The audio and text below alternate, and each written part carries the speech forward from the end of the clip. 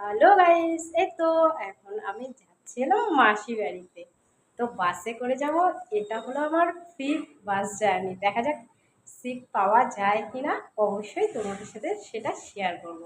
তো সাথে কে যাচ্ছে? সাথে যাচ্ছে হলো মা আর আমি। ওকে, এই যে মা আর আমি বেরিয়ে গেলাম। তো আমি চলে যাচ্ছি এলাম চাম্পাশাড়িতে। চাম্পাশাড়ি থেকে টোটো পেয়ে সোজা চলে আসলাম বাস স্ট্যান্ডে। আর ফ্রি বাসে চড়বো, ও কি মজাই আলাদা। আর এই যে দেখো কত বড় লাইন।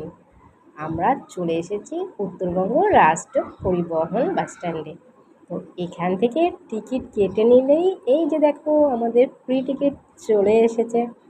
তো টিকিটটা যদি স্ট্যান্ড থেকে কাটা হয় তবে সিট পাওয়াটা সহজ হয়। তো বসে পড়লাম আমরা। ফ্রি জার্নি, ও সত্যি খুব মজা লাগছে। আর এটা অনেকটা দিন পরে করলাম। যাই হোক, তো করবো করবো ভাবছিলাম, তো আর হচ্ছিল না। তো সামনেই মাসি বাড়িতে যাওয়ার একটা প্ল্যান ছিল। তো তার জন্য আমাদের হয়ে গেল ফ্রি বাস জার্নি। আর সত্যি কথা বলতে কি, ফ্রি বাস জার্নি একটা কথা বলি, তো ওখানকার যে ভিতরে যে কন্ট্রাক্টররা বা যারা ড্রাইভাররা থাকে, যে টিকিট যে কাটে, তো তারা না কিছু একটা করছে। অনেকে আছে যারা লাইনে দাঁড়িয়ে আছে, তাদেরকে এসে জিজ্ঞেস করছে, মানে বিশেষ করে পুরুষ মানুষদের জিজ্ঞেস করছে যে আপনারা কোথায় যাবেন। তো ওনারা জায়গার নাম বললো, সাথে সাথে ওনাদেরকে কী করলো, ভিতরে নিয়ে গেল। ভিতরে নিয়ে গিয়ে হয়তো বা ছেলেদের টিকিটটা দিয়ে দিল, এমনই কিছু একটা হবে। তো এমন ধরনের ব্যবহারটা সেটা খারাপ লাগলো, কারণ আগে কখনো দেখিনি লাইনে দাঁড়িয়ে কাউকে এভাবে করে ডেকে নিয়ে ভিতরে গিয়ে টিকিট কাটালো। তো এই জিনিসটা খুব খারাপ লাগলো।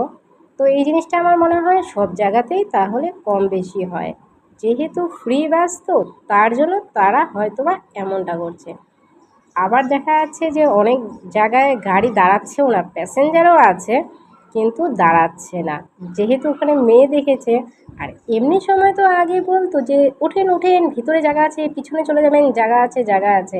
তো এখন আর সেই ব্যাপারটা নেই। এখন দেখবেন অনেকটাই ফাঁকাই থাকবে বাস, যেহেতু ওনারা এমনটাই করছে, সব জায়গায় কিন্তু দাঁড়াচ্ছে না। আর আমরা বলতে বলতে চলে আসলাম ফাটাপুকুরে। আর দেখো আমরা কিন্তু নেমেও গেছি।